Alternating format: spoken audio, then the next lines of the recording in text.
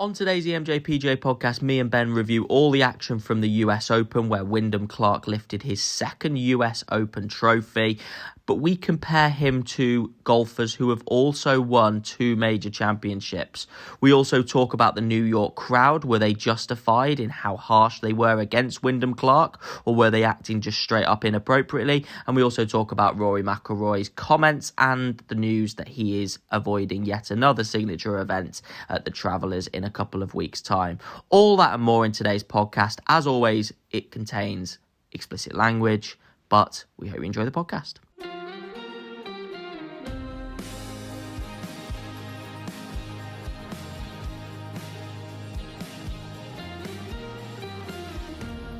Hello and welcome back to the EMJ PGA podcast. We are back on our usual routine, our usual settings that you guys hopefully are accustomed to. We are back. It is me. It is Ben Hartshorn. A little bit of a makeshift podcast last week with me being away. It wasn't ideal, but we are here on the straight and narrow again because we have got another major championship to talk about, another major championship to review. And we've got some interesting talking points today because there is plenty to discuss off the back of this year's third major.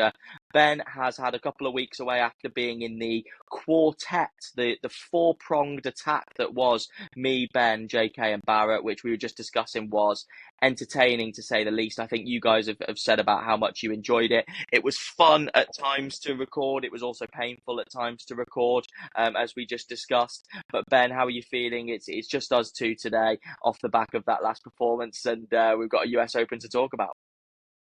Yeah, absolutely. I mean, yeah, good US Open in the middle of a World Cup. It was an interesting weekend to keep up with it, and sort of having the back of your mind heading into Sunday, we've got something else to watch.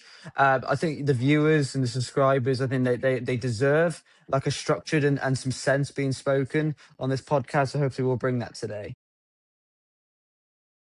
Absolutely, we'll do our best. We'll do our best to all the people who have kind of because there has been a fair few, and we don't want to be like this sort of like we don't want it to look like it's like a you've been framed sort of thing whenever you message me about the podcast, because I like to post positive reviews, but I also don't want you to think as soon as you message me that it's going to go up on socials necessarily.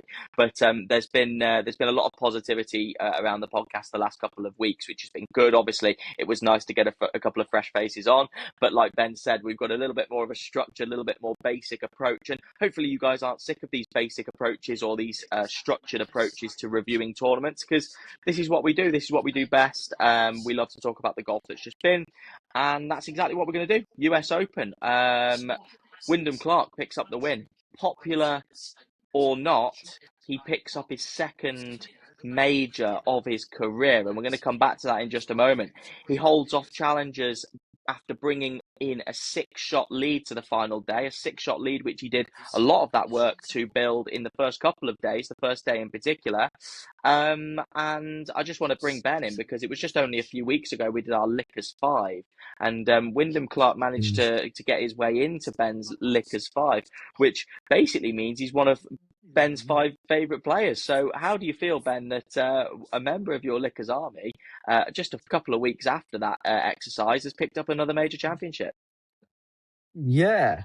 Yeah, and I forgot we did the Lickers 5, and he obviously is strongly in my Lickers 5, and I was happy to see. And again, I like Sam Burns, and I actually don't mind Scheffler, but I cannot, as I just said to you before, I cannot believe one of my Lickers 5 that's not Brooks Koepka has won two majors, like a guy that no one expected. He's gone such under the radar again since winning his last major. Which when these players out the blue do win, this happens, but.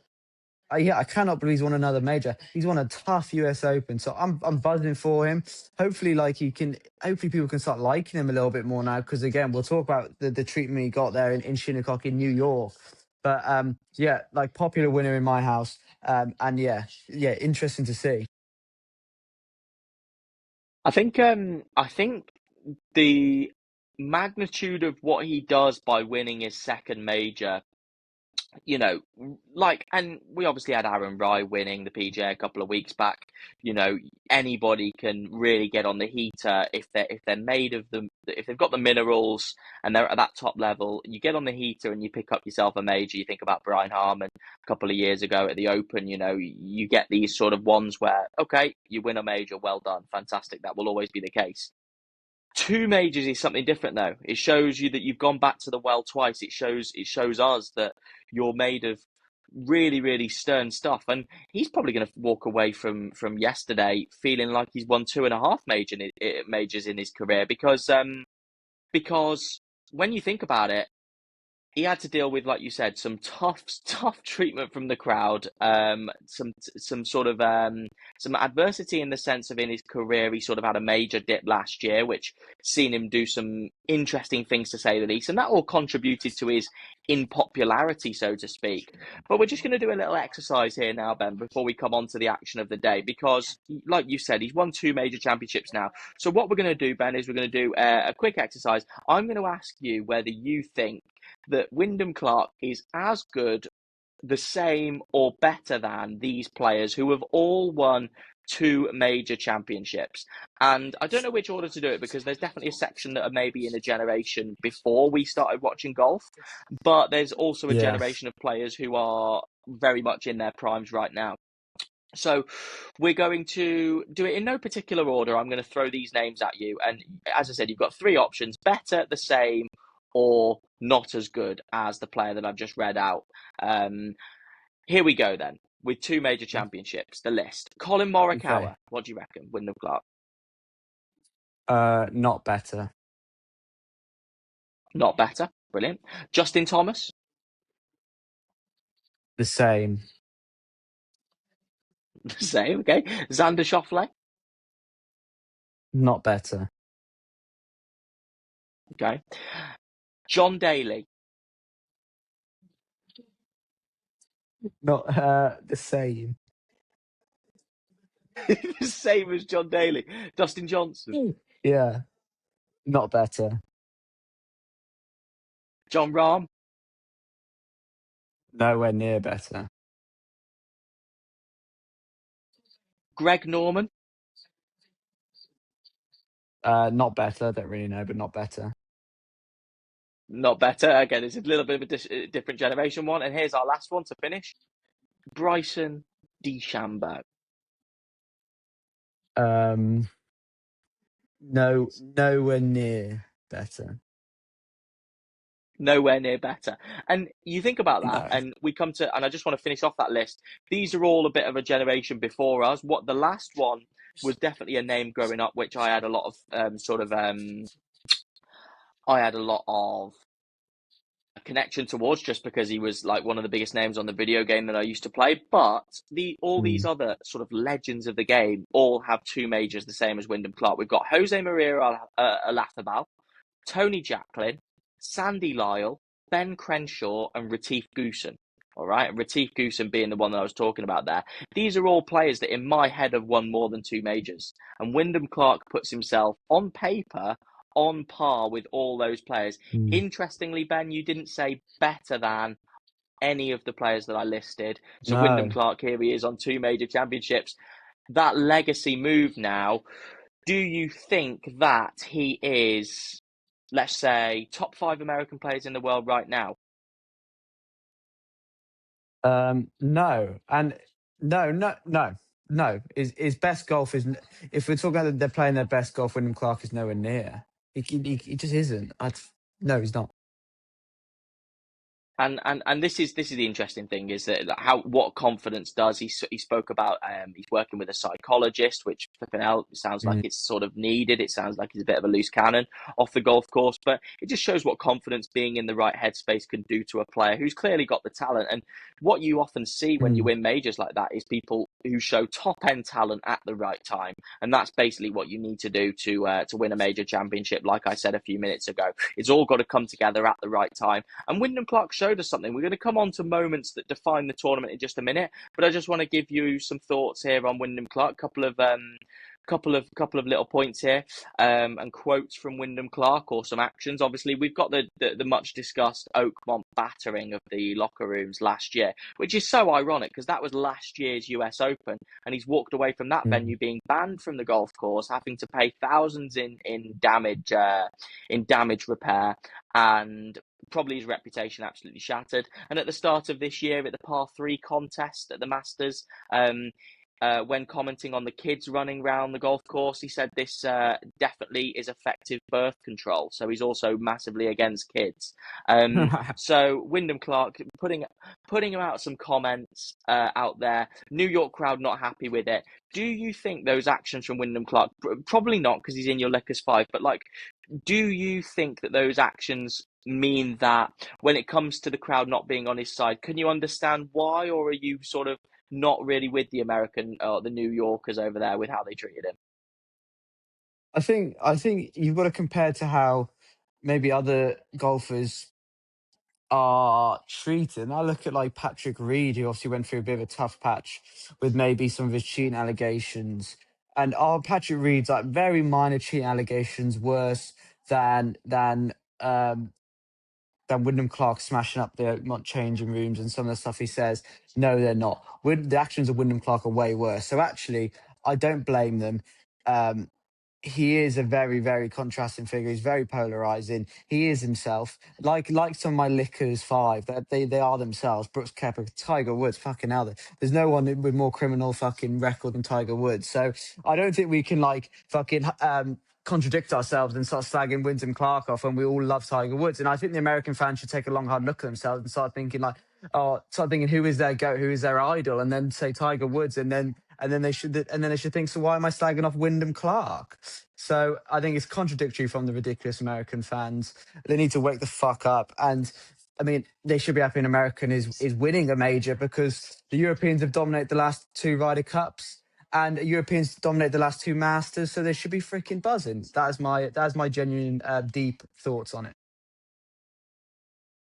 And you look down the stretch there, and I think Tom Kim represents Korea. I think that's right. But like, Yeah, he does. you're coming down the stretch there, and yeah, he represents Korea, Tom Kim. So, unfortunately, it obviously wouldn't have been a win for the Americans if he'd have got his hands on. But he was a very late person to the party.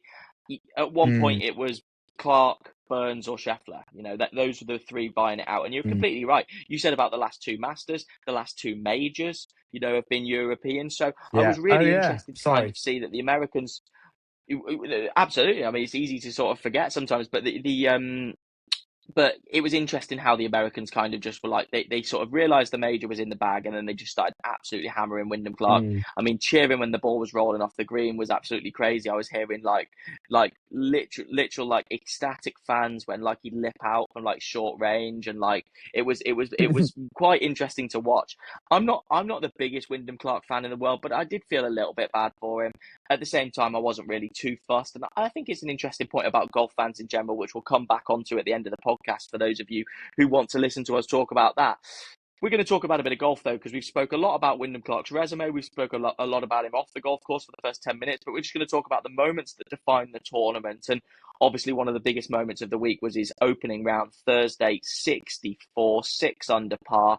And that, of course, leads us on to our regular award, that is Heater of the Week. I'm so keen for this. Heater of the Week. Heater of the week. Heater of the Week. Heater of the week. Around 260. He's kind of on a heater. And 9 under par, Sunday round 63. One of my greatest heaters. 4 birdies in a row, 12 through 15, and then another one on 17 to seal the deal. His bogey 3, 63. In terms of the heat of the heater, 62, 10 under par.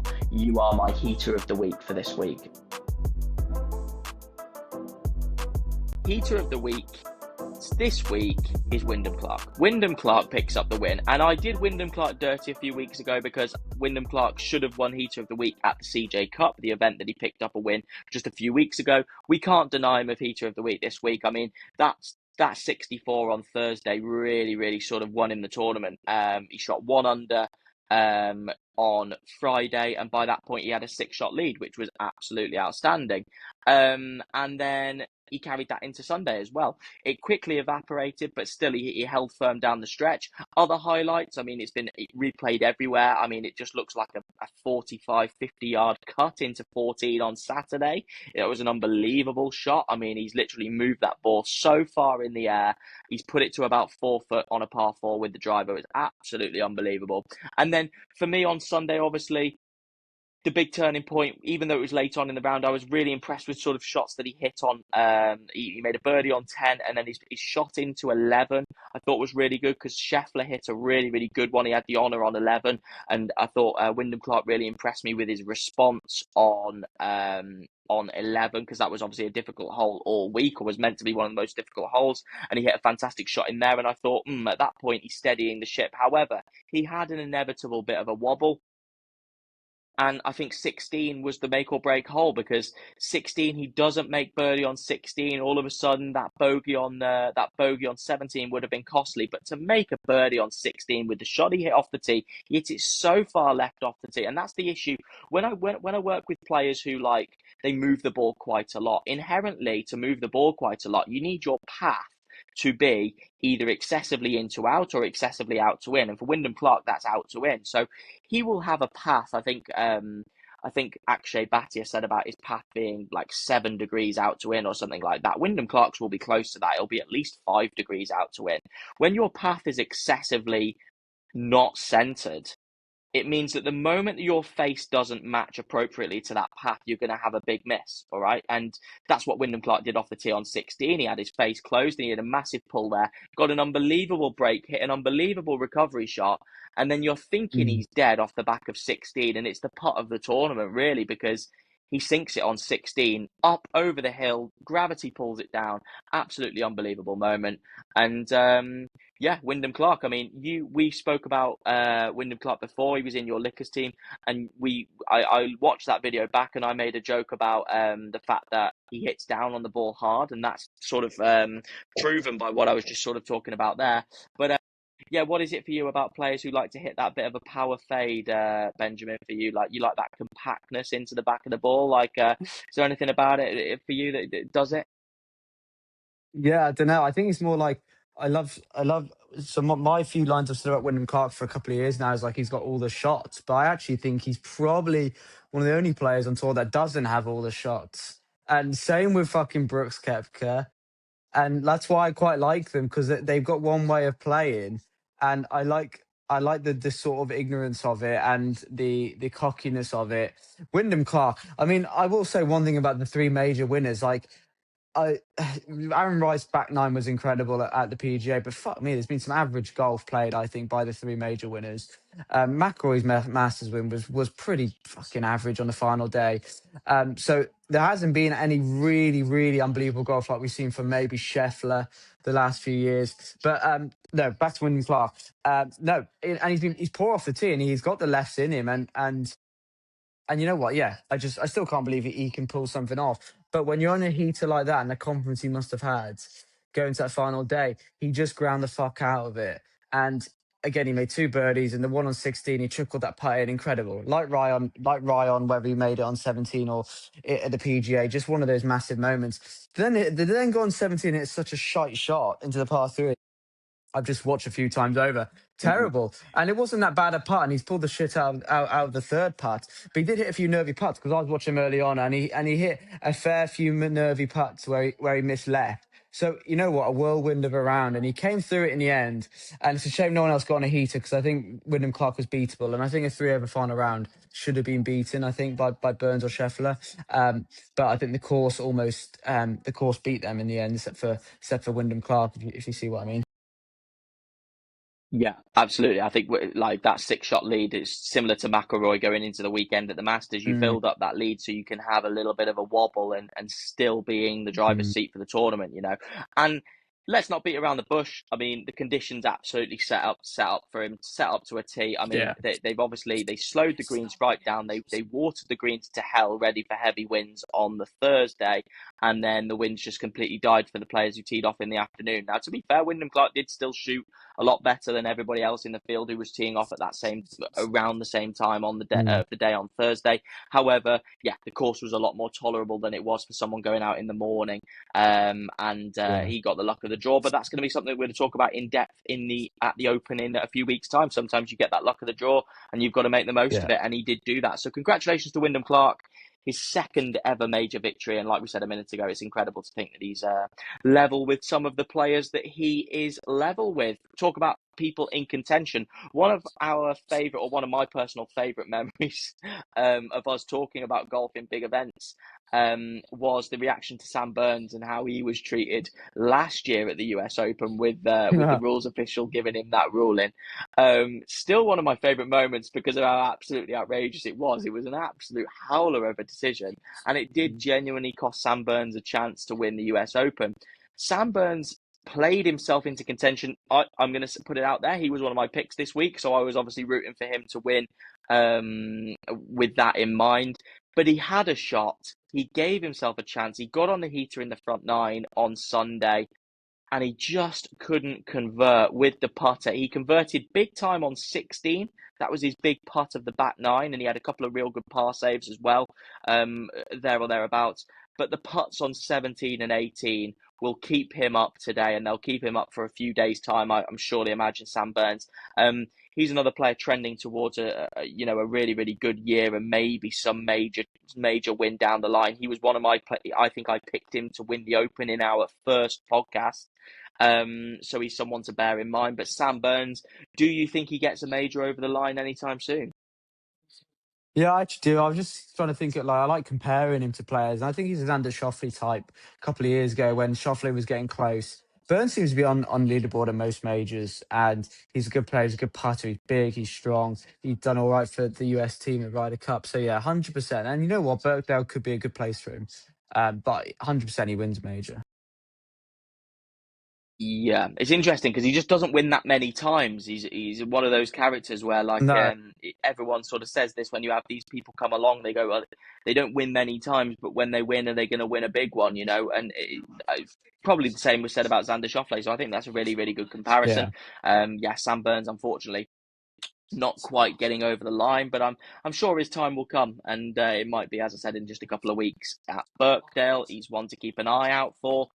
And then solo third, Tom Kim. I mean, Tom Kim's a weird one because we've probably barely said his name on this podcast, and the reason for that is he's currently, and he won't be as of this morning because they'll have refreshed it, but going into the week he was world number, I can't remember exactly what it was, but they said on commentary he was world number 120 something in the world. And 2 years ago, Tom Kim was a breakout star. He was massive in the President's Cup. I don't know why I thought he was American, because I remember him for the international team going absolutely crazy at the President's Cup. And he was meant to be this big thing. If you think about it, I know you're quite tapped into the TGL and Tiger's sort of team. He plays for Tiger's team in the TGL. So he's not he's not like some random, but he's 120th in the world, which shows you how much of a bad time he's been having. And if he'd have just have made birdie on 17, and I say that's one of the hardest holes on the course, but if he'd just have made birdie on 17 and not the bogey that he did, he would have had half a chance. But Tom Kim, another solid week for him.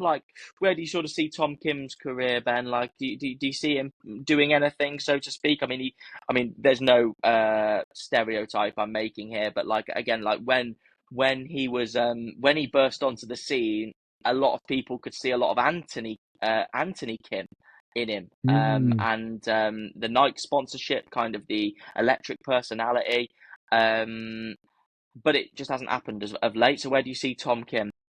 Yeah, I don't think Tom Kim would want any of Anthony Kim inside him, but I think he's mega cringe, and I think the cringe just grabbed hold of him and dragged him back down back down the world rankings. But what I would say in that President's Cup a couple of years ago, he was playing Scheffler. It's just the cringiest guy out there. They're 10-1 down, and he's either over celebrating, playing against Scheffler. Scheffler's literally treating that round like he's playing with his mates on a Sunday afternoon. And anyway, sorry, but he was absolutely cringe. And again, I haven't seen him since. But then suddenly pops up and made a hole in one at TGL on Tiger's team. And again, being a good player for Tiger's team, because Tiger's team done freaking well after Tiger's team the first TGL year came dead last when Tiger was actually playing for his TGL team. Since Tiger wasn't playing for his TGL team, they've done unbelievable. So anyway, Tom Kim, he won't win a major. A good player in the President's Cup, but yeah, I think someone who seems to wear his heart on his sleeve too much. You need to relax a little bit. But yeah, anyway, I don't. Yeah, he will. Good player, but not much more to say. The only thing you've got to be careful of, he's won the Scottish Open before, and Has he he? is in good form. So my little note on Tom Kim was that he's a positive. He's going to be a good bet. Sorry, I said positive performance and a good bet for upcoming weeks. So he's found his form a little bit, and he's had previous good record on links courses. So should he be maybe an outsider for the Open? It's worth maybe keeping that in mind because I think he could be a good little bet. I don't know how much golf he'll play between now and Birkdale, but he's worth keeping an eye out for sure. Group of players T4, and one of them obviously is Scheffler. We'll come on to him in a minute. JT Poston, who our friends Barrett and JK so eloquently sort of gave a review of a couple of weeks ago after he picked up a win. As I said just a couple of weeks ago. Not going to talk too much about JC Poston. Obviously, another good week for him. So he's a form player. If you fancy in a bet on the tour, it's worth betting him to finish top 20 or whatever you like to sort of have your bets on. Keith Mitchell, very, very good swinger of the golf club, and he's worth having a look at if you fancy some pitching and chipping technique. I really like the way Keith Mitchell goes about his business there. He likes to lay the blade wide open, which I think is a good thing for a lot of amateurs. I think people should sort of not be scared of doing that, getting the blade a bit more open, shutting the face through impact. I think that's a good habit to get into. So worth looking at if you fancy some good fundamentals from Keith Mitchell. He said about he feels like he's won the tournament and he's come tied fourth, which for a lot of those players as well, it's worth noting, like not everyone can win these majors. So if you are one of those, maybe let's just say bottom half PGA Tour player and you're just looking to, I don't know, make a bit of money out on tour and have good performances, tied fourth in the US Open can feel like a win. And he actually shot level par for every single round of the tournament. So Yeah. fair play to Keith Mitchell. That's some solid golf. And Scotty Scheffler T4, a 3-jab midway through the back 9 for Scotty Scheffler saw the end of his chances. He was 3 places away from a career Grand Slam on his birthday. So Scotty Scheffler, let's do a wager now, over under 2.5 years until he wins the career Grand Slam and picks up a US Open. What would you bet? Under, I would say. You, Well, where are we going next? So we're yeah, going he's picking Pebble. up one of the next 2. We're going Pebble Beach, and then we're going. Are we going? I did see the list today. 2028. We are going to. Are we going to Riviera in 28? Can't Well, remember. yeah, I mean, I'll have a look. US Open. Yeah, let's review it on the fly. I mean, Winged Foot. Wingfoot. He wins it at Pebble Beach next year, I reckon. I'll call it now. I don't think he likes a really, really tough, hard layout. I think he's a tee to green monster at those, like he lost it at Augusta. I think about the places he's won. I reckon he'll win at Pebble. And just like he got on the heater a bit for like 3-4 holes, and he was putting Wyndham Mm. Clark under some serious pressure. I like the fact that Mm. he's put in the final group with Wyndham Clark because I think Wyndham Yeah. Clark will feel better about himself for sort of holding true, and we'll talk about the crowd in just a moment, as I said. But he put it on Wyndham Clark for a good few holes, and he was the first one to blink because he sort of he went after a birdie putt and then missed the one coming back. Because it went straight over the hole. It was coming in with some pace. And it's just a putter with Scheffler. I mean, again, when he's playing well, Yeah. you could go, oh, his irons maybe aren't as dialed in as they otherwise could be, but it's always going to fall back to that putter with Scheffler. And Mm. can he get hot on the green? One thing really interesting about Scheffler, and it's very hard to sort of criticise because his form is absolutely ridiculous. I mean, he can't finish. It's impossible for him to finish outside the top 20 in any event that he plays, which is just really incredible. However, Mm. he switches between grips. He goes from Yeah. conventional to claw as and when he fancies it. And I just think that is absolutely incredible. He works with Phil Kenyon. He's had a lot of success since working with Phil Kenyon. But I mean, as I said, you like your psychology books, your Bob Rotella books. Like, do you read anything into that with Scotty Scheffler switching the grips, or do you think there's a bit of mad genius in there? Because I've actually got no thought on that whatsoever. No, I literally just thought the same thing. Like I don't actually know because again, what can we say? Can we really say, oh, that's not going to work? That's going to work? But sure, I mean, surely in a standard conventional way, like you'd advise Sheffer not to do that, and you'd advise him to stick to a grip and fucking work on it. But he obviously feels confident in a way, but he obviously doesn't trust it, because when it comes to the nitty gritty of winning these tournaments like he used to, it isn't working, and that's when the judgment comes, doesn't it? That's when he needs it to happen, and it's not happening, and hence why he's probably switching between grips. So yeah, but fascinating, and fascinating. He says he was Phil Kenyon, which I forgot about, because I just can't believe that he'd let him switch between grips. But yeah, it's interesting. This is the weird thing. I was thinking about this when I was driving somewhere yesterday. I was thinking, like, what is Phil Kenyon giving him the green light to be able to do that? I do, obviously, it's my job as a golf coach. I do massively believe in kind of the ability to not like the ability to be flexible as a coach, like the ability to Yeah, be pliable. So one thing that you find, if it works for a player, it's not your job to take it away. And if you do want to take it away from a player, you've got to give really, really good, credible evidence as to why. Like you can't go in and go like Phil Kenyon go, oh, I don't believe in that, full stop. Like you're going to stop doing that. Well, what that would make Scheffler worse as a player. The only thing, again, and my little bit of my nuggets of information into putting and putting coaching in particular, my only guess, and this could be miles off it, but hopefully I do some digging and find out that it's true. I mean, the claw grip stabilizes the club face a little bit more than conventional. yeah, So my only thinking would be, if he's hitting left to right putts, you don't want that face to flash open too much, and maybe he switches to claw for left to right putts, maybe uphill left to right putts. I need to check about where he went back to his conventional versus the claw in the round. I didn't pay that much close attention. Maybe it's something for me to do some digging on, but that could be the only thing that I'm thinking of as to why he's done that. Scottish Scheffler, yeah, I mean, does he go back to back at the Open? It's incredible how we haven't picked him for one major so far between us this year. We don't want to be the guy who goes, oh, I think Scheffler's going to win, but equally we're doing it off the back of thinking that at the back of our mind we don't know if he's actually going to win. So I think it's kind of a win-win situation for us, because there's a bit of logic to what we're thinking in not picking him at the moment. He doesn't seem to be fully dialed. So we'll see if that continues for the next few weeks. Okay, then there's our sort of first maybe 7 or 8 or probably 7 people that have finished at the US Open there. 6 people that have finished at the US Open there. We've touched on them, given them a bit of attention. Now it's time to go from the top of the leaderboard to the bottom of the leaderboard, because we're now going to switch our attention to flop of the week. And Ben, hopefully you've got something dialed for us this week with flop of the week. Like I said, we've been quite impressed with the flop of the week resume so far through the year. We're coming up to the end of the major season. You've given flop of the week to the workers at the Waste Management Phoenix Open. You've given yeah. flop of the week to the weather.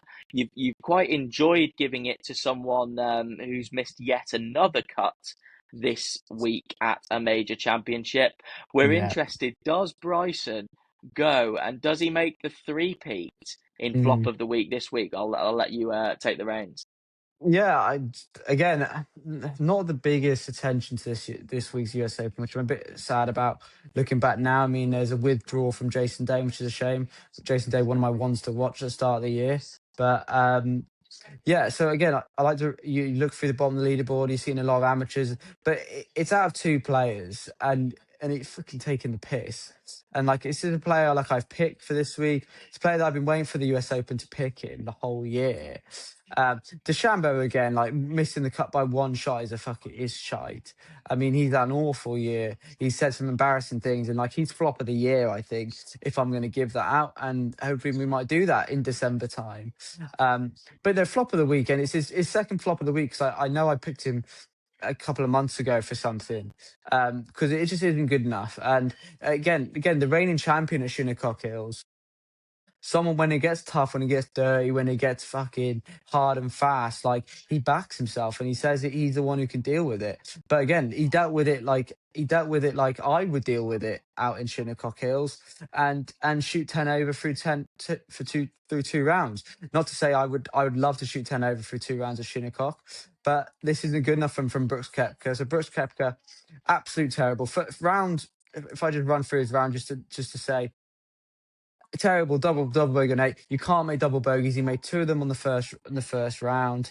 Okay, he shot, what did he shoot? 73 the first day, wherever he shot. 77 the second day, where he made 6 bogeys on his back 9. Not good enough. at all from Brooks. But again, we're gonna let him off just because like his first year back on tour, he hasn't played in every event. But again, just disappointing from someone I thought would be thereabouts in Shinnecock Hills. Like it's got Brooks Koepka written all over it. At least my other lickers won. But yeah, disappointing from Brooks. He's flop of the week. And that's more than fair because you've got to call an ace and a spade, and I think Mm, Ben's favourite coming in as flop of the week is only fair. Like I think you dished that out pretty well. Like I said, Bryson flop of the year, and Brooks flop of the week. Again, it wasn't so long ago that those two were like at the absolute peak of their powers, and they were mm, also absolutely hating each other, which was such yeah. an entertaining moment for the world of golf around that COVID sort of era. Um, but yeah, no, completely fair as well because Kepka. I mean, you're absolutely right. Double bogeys, they absolutely killed. Don't get me wrong. He's made 6 bogeys on the back nine on Friday. Nowhere near ideal, but I always remember like there's a lot of what Brooks Kepka says that I kind of took into when I was playing a lot competitively, and like I took a lot of what he said into a lot of those big tournaments that I used to go and play, and I still believe in it. Like, don't put double bogeys on your card. Like that was one of the big ones I remember from Kepka. Don't put double bogeys on your card. You hit a bad tee shot, okay, fight to make bogey. Like it's not over. Like if you kind of throw the towel in just because you've Mm, hit a bad tee shot, you're in the long rough, or maybe you've even lost a ball. If it's a gettable hole, let's tee it up again and let's make birdie and try and save that double bogey.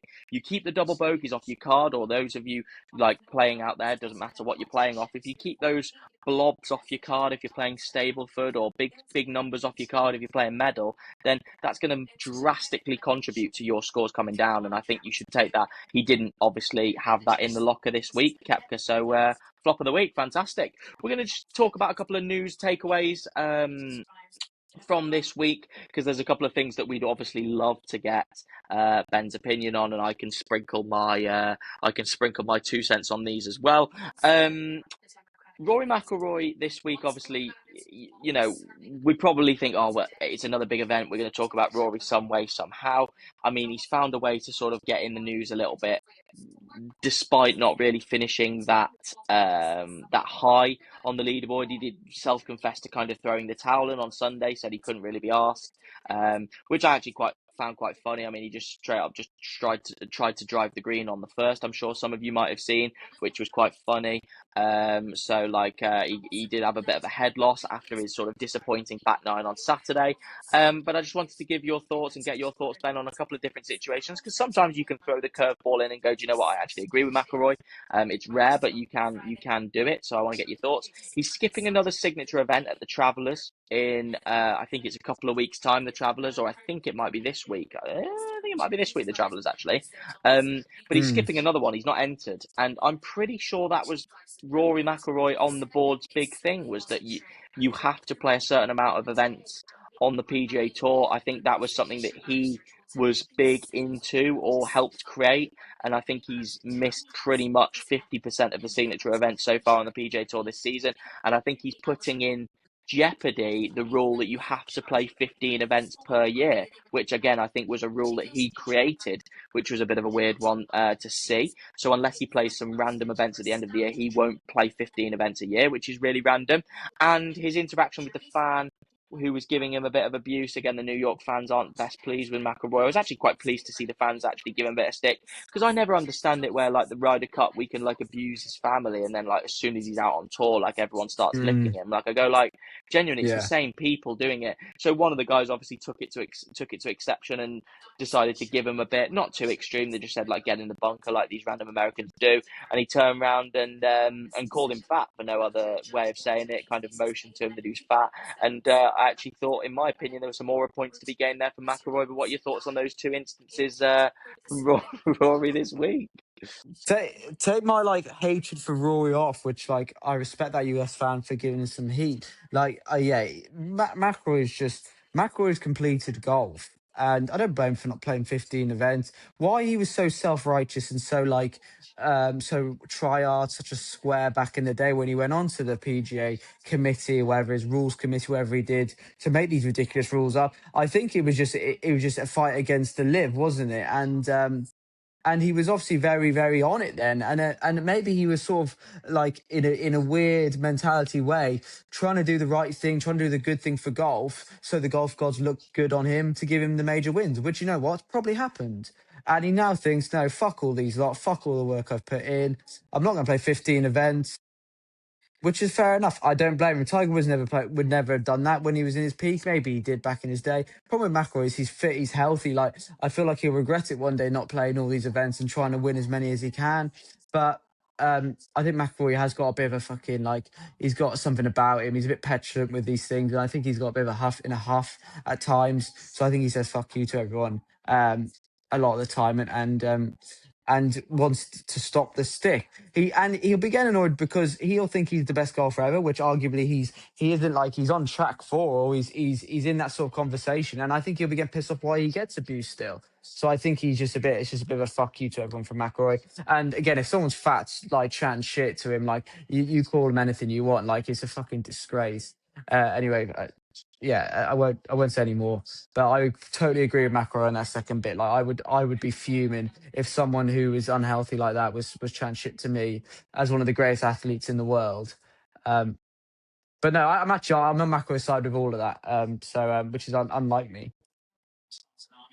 Interesting, because I didn't expect you to be on his side with the not playing 15 No, events and skipping the signature events. It's interesting because I'm actually a little bit the opposite. I want to see him in the signature events. That's part of why the signature events are the signature events. When yeah, we come on here in the podcast and we talk about the Travelers Championship, we want to be able to have seen McIlroy go up against some of the best names on the PGA Tour. That's the whole point of the exercise. It's the whole point of why we all got so triggered with Liv, including McIlroy. So for him to skip these events, I understand you're prioritising the majors. I understand you're looking for legacy. We just spoke about Wyndham Clark. He's on 2 major championships. We've just clearly said he's not as good as every single player that we've listed that's a notable name that has 2 major championships. So majors do put you up the pedestal. However, I do want to see him tear up at those events. Interesting point, again, if those of you want to take away some of the things that I heard this week regarding McIlroy, he said a few years ago he wanted to prioritise winning major championships and he wanted to prioritise those areas of his game. And he noted being able to control ball flight. He noted being able to hit his numbers he spoke about, so distance control for those of you who want to translate that, and also his putting. So again, if Rory McIlroy is emphasising controlling ball flight, hitting his numbers and putting, maybe that's something that you should think about in order to maybe play well under the most pressure, because I think that's a good takeaway from there. Because McIlroy can talk a lot for some people, not for me, but part of the reason why I love McIlroy is he can be candid and give you nuggets of information like that. So I thought I'd just pass that on to those of you who are listening. Final point to take away from the US Open this week, Benjamin, the New York crowd, I mean, give them a performance rating out of 10.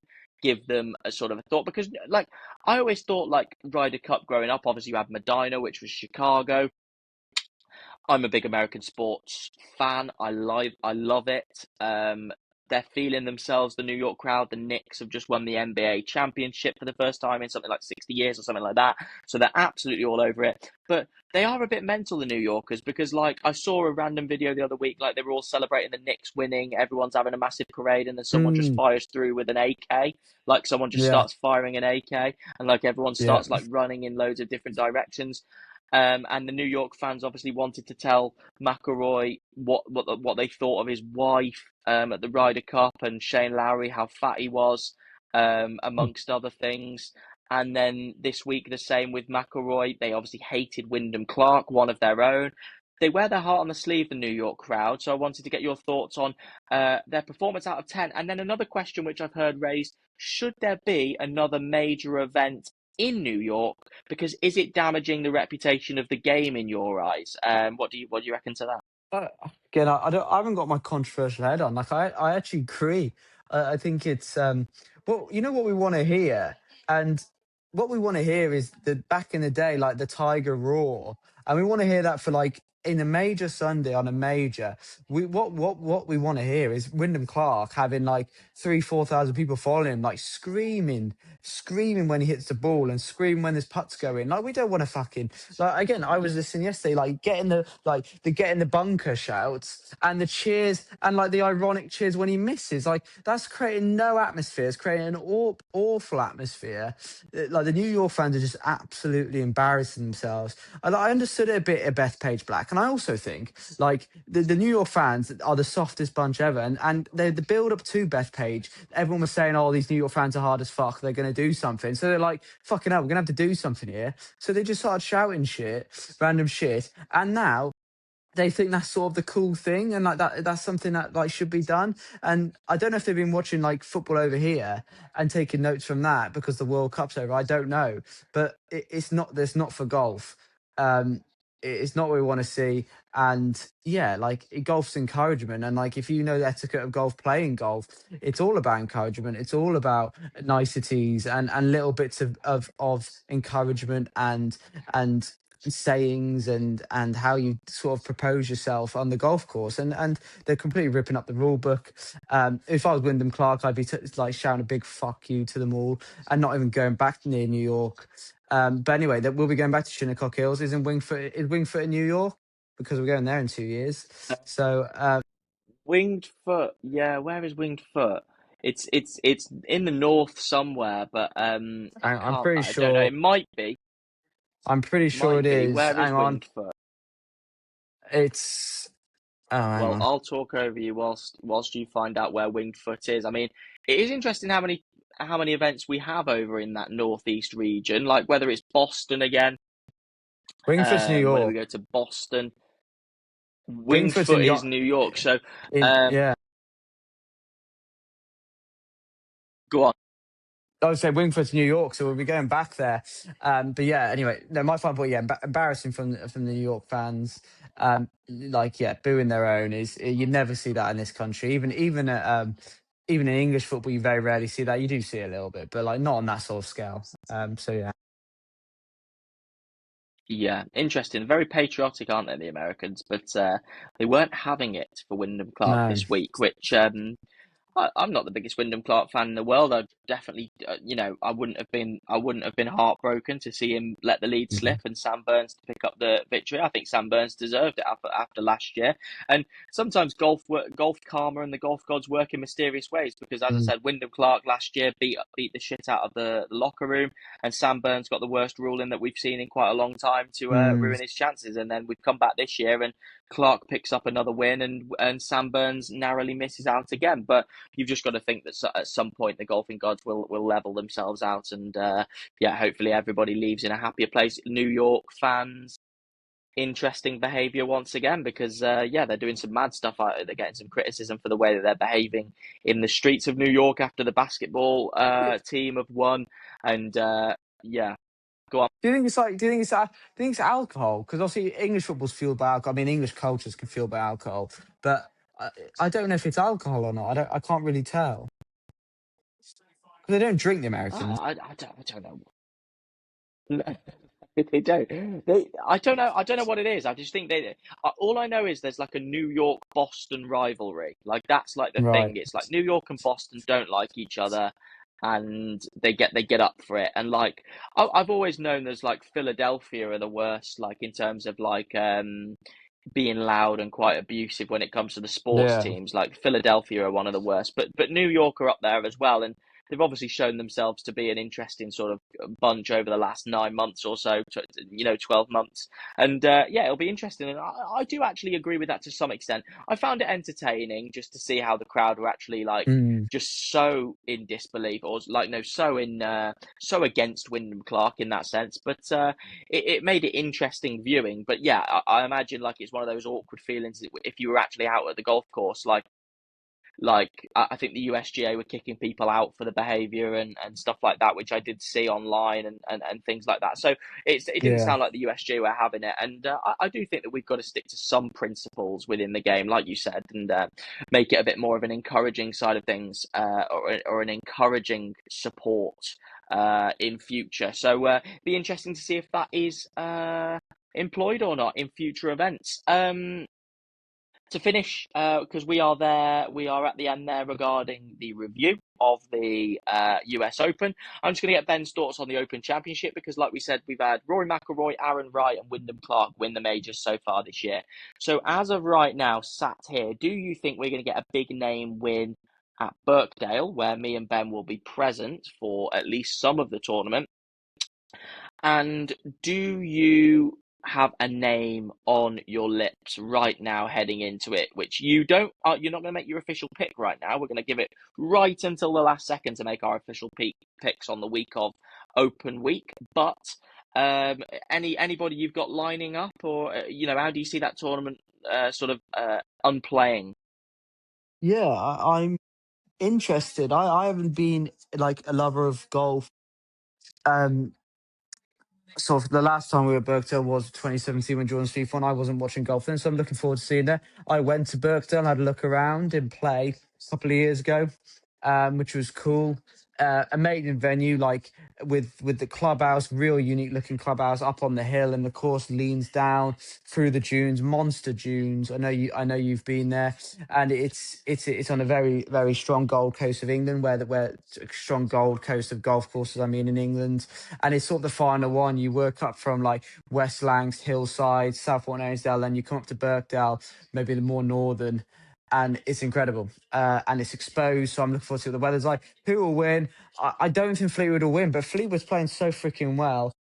You know what? Let's just go for I'm going to go Rose or Fleetwood. Will they actually be my picks in the week leading? I don't know, but Rose or Fleetwood, I just think they're playing well, and they'll be on such a heater mentality going in there.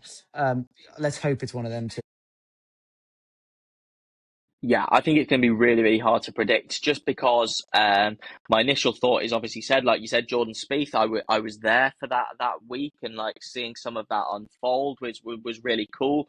It was quite windy that week, but there wasn't a trend in kind of who you saw take the victory because the battle, it was Spieth versus Matt Kuchar coming down the Yeah, stretch, and Spieth had to hold off Matt Kuchar. He was the only challenger for that tournament, and they're both very, very different players. And so, with that in mind, who's going to come out on top is going to be very, very difficult to sort of predict. But yeah, Rose or Fleetwood, I think both would be incredibly popular. Rose has kind of turned a corner a little bit with his game after, playing the new irons, which were much documented. So it'll be interesting to see. It'll be interesting to see. If you are listening to this, send us leave a comment or send us a message as to who you have got right now for the Open, and we will have plenty of that or plenty of talk about the event at Birkdale coming up over the next few weeks. Okay, then we will wrap it up there. Thank you very, very much to all of you for listening. Hopefully you enjoyed our US Open review. We're going to try and keep these podcasts coming consistently, one a week minimum, and then, as I said, Open Week in just 3 weeks' time now. We'll have plenty of content coming for you, so stay tuned to all our social media. We're going to have plenty of stuff coming your way. We've got some ideas, some funny ideas for things that we're going to do, so hopefully you guys are looking forward to that. But until then, we'll leave it there today for the US Open review. We hope you enjoyed the golf. We hope you enjoyed the podcast, and we will catch you next week. See you later.